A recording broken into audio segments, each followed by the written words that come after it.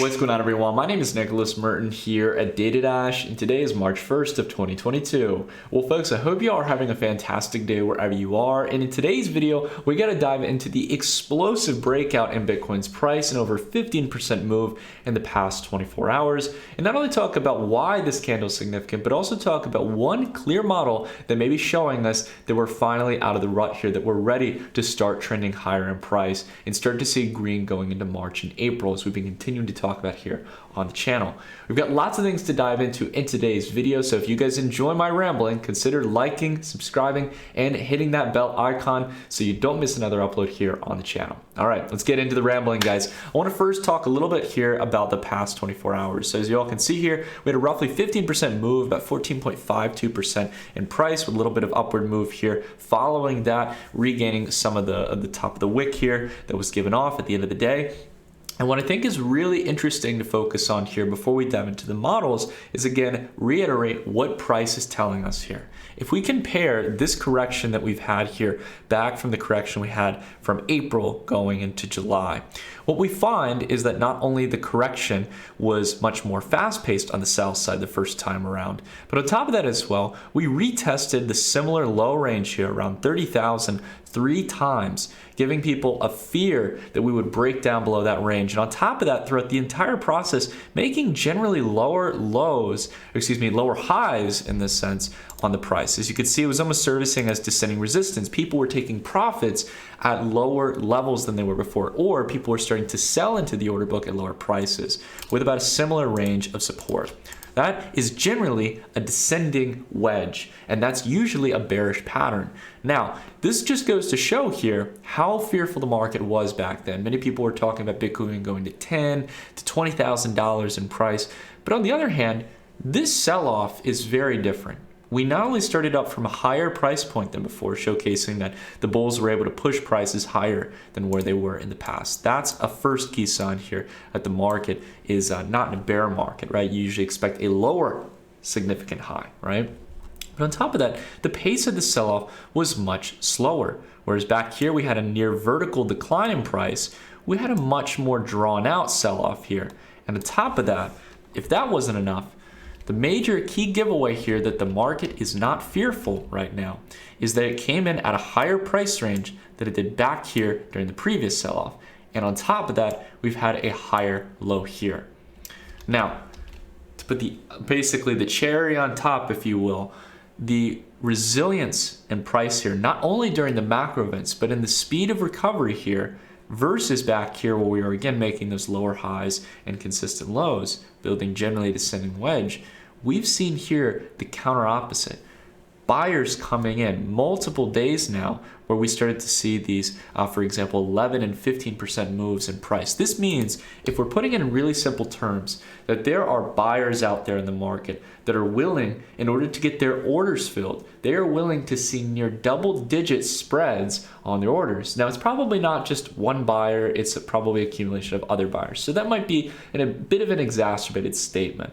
But what we can see here is people are willing, in this case, to pay multiple percentage points of spread in order to fill their orders. Institutions, large players, hedge funds, family funds, anyone you can name. We don't know who they are.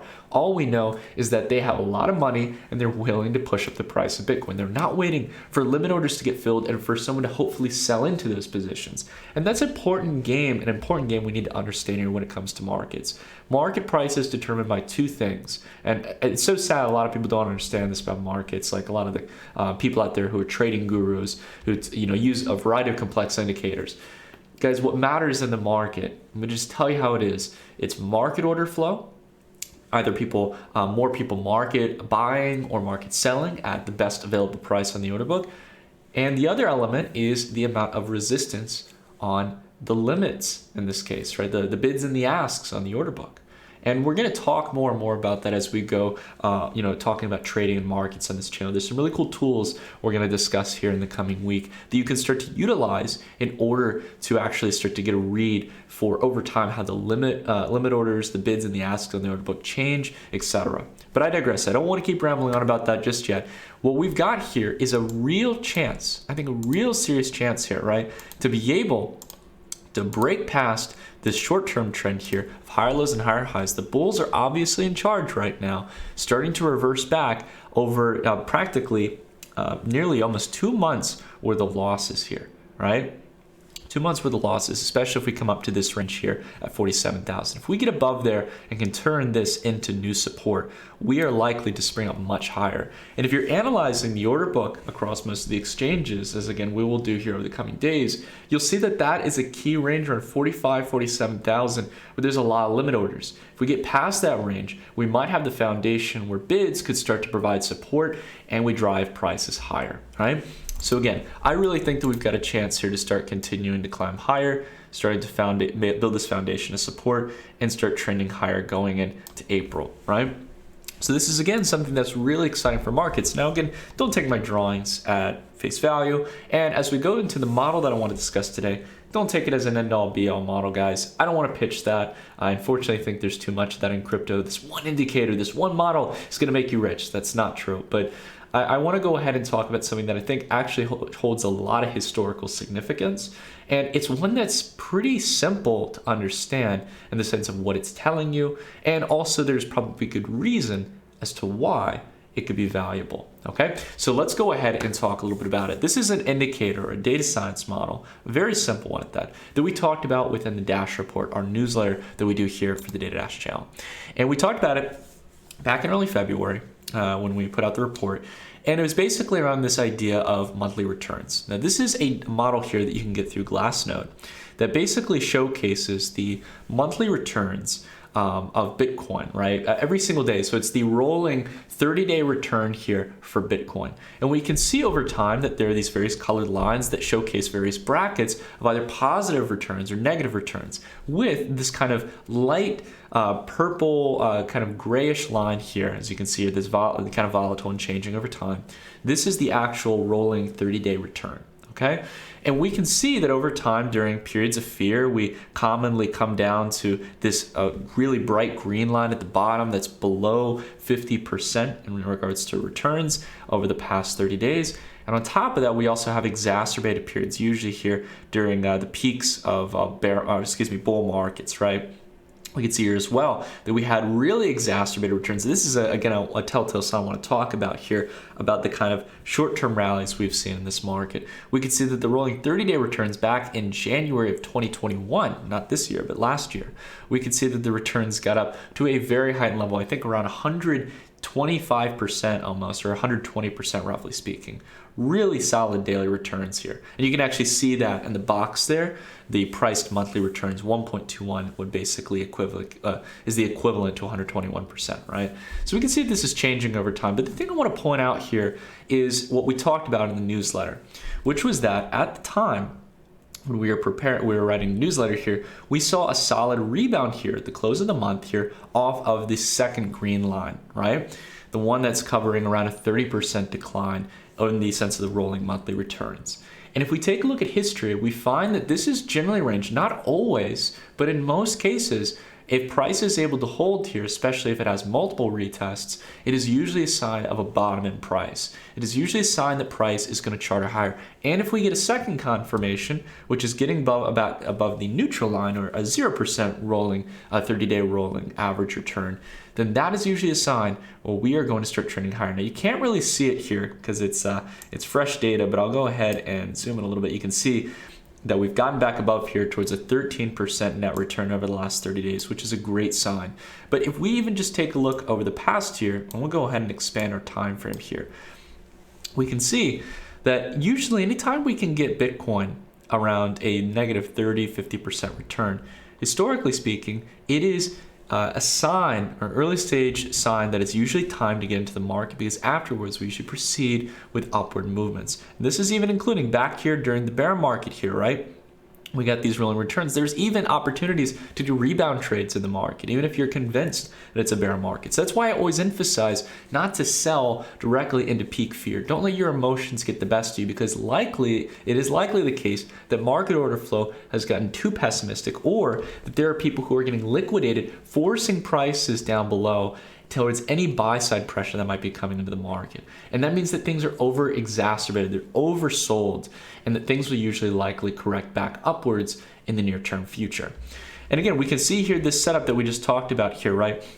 We came down below this range, right? And we also come back above this line. We get a spike up here in price. And this was really kind of the early stages here again before we had the major breakout higher.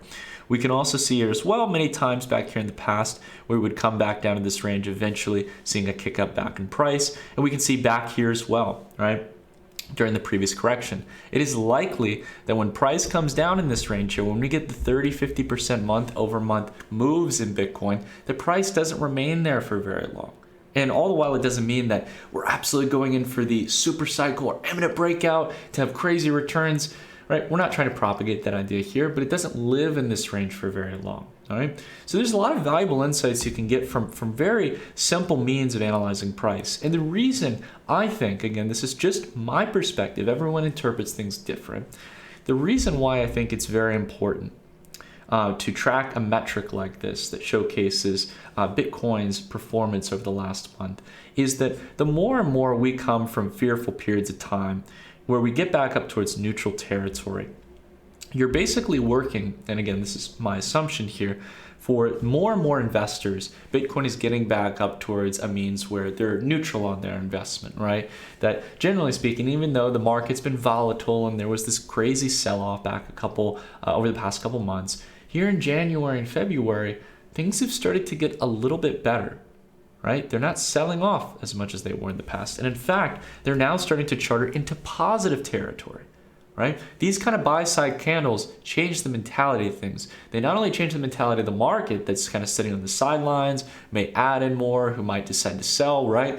They're starting to turn more positive, but on top of that, we're seeing it directly in price. That someone out there believes this is the time to buy Bitcoin. They are not waiting around. They will pay a premium so they don't miss out on building their positions in the market. And that's the best telltale sign that things are ready to start kicking higher. The more and more you see that, it's more of a sign of confidence for the market, right? There's a big reason we follow these models within the Dash report, and we talk about the significance of not getting caught so much in your emotions in the market. So if this is something that is of interest to you guys, if you wanted to track my trades near real time, where I report to you guys when I make buy or sell orders on my trading portfolio, and also see where I'm allocated in the market, etc., you guys can definitely decide whether or not you want to sign up for the Dash report. It's a great way to support the channel. It's our newsletter we've been doing for the past, I think, almost near three and a half years. It's been an extraordinary privilege. And on top of that, you get to join into the discussion group where we have hundreds of Data Dash community members who are communicating back and forth, talking about the market. I highly recommend that you guys check it out. And if you subscribe on an annual basis, you get a 20% discount. So if you guys are interested, check out the link down below in the description, or you can go to nicholasmerton.com/dash report. Okay, so let's go ahead and continue diving into things, guys, because one thing that we've emphasized a lot is the broader macro trend and where things could be heading from here. And the one area that I really want to close off on here is not only talking about the roadmap for Bitcoin, but the roadmap for altcoins. To start off with Bitcoin, we generally, as we've been tracking this cycle, have noticed that there are exacerbated rallies and exacerbated sell-offs. But there are two key trend lines here, really three key trend lines I want to focus on. The highs, where price has been facing significant resistance after these rallies, right? These over 300% moves, near 400% moves in the previous one. But on top of that as well, we have this general midpoint line here that we've seen playing a significant role for the support of price, and also when price falls through, right, we can see that that's usually a weakening sign for crypto markets, right? Generally, this is where price has been holding up for the most part here. And then, of course, we have the exacerbated pullback below the trend line like we had here and we had here. And I think it gives us a really good guiding principle, especially considering the trend line that served as previous resistance in December and 2017. And we can see here has served as support in January, May through July, and also here from January to February for Bitcoin's market cap or price, right? We can see now that we're ready to spring up higher, set in new relative or new all-time highs, start to make support on this line once again, exactly what we did over here, and then spring up for our third final rally in this market. I think that is the setup here, guys. Don't take my white line in this case as an absolute guide, but I think that this is what we have to work with here. If I were to place my cards, I think this gives us the perfect trajectory, right? If you look at the auto chart, it's gonna look, if you look at the non-logarithmic chart, standard chart, it's gonna look crazy. You're gonna say, Nick, how could we do these kind of returns in this period of time? It seems crazy. But if you look at it in logarithmic terms, you'll see that really from the previous highs, right, like we did back, for example, from the lows to the relative high we had here in June of 2019, and also when we revisited that range, we had a 392% price expansion. All we're asking for is not only for a longer period of time, right, but a 220% return over a more expanded period of time. This is quite conservative considering that in most cycles we have effectively what's known as a blow-off top, and that's where price is moving incredibly fast to the upside. And it could still play out like that, but we're giving time here for price to consolidate and make this green line support once again, right? So again, there's our November target date, November 2022, right?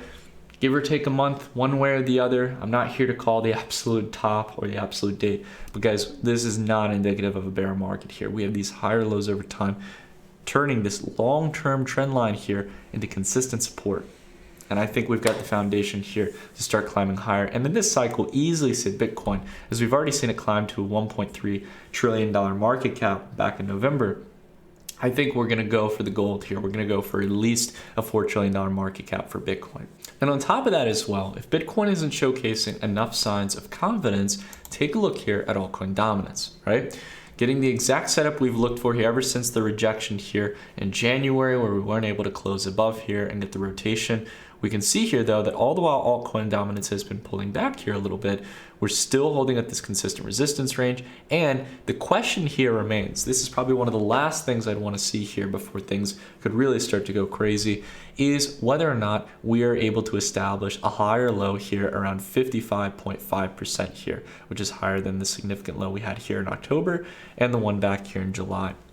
Further solidifying, the previous line of resistance is now support. And if we get that, I think we're going to get a spring up into May and July. Not just where Bitcoin's doing well, but where Ethereum and many other players in the market could start to do just as well and continue climbing against Bitcoin in their ratios.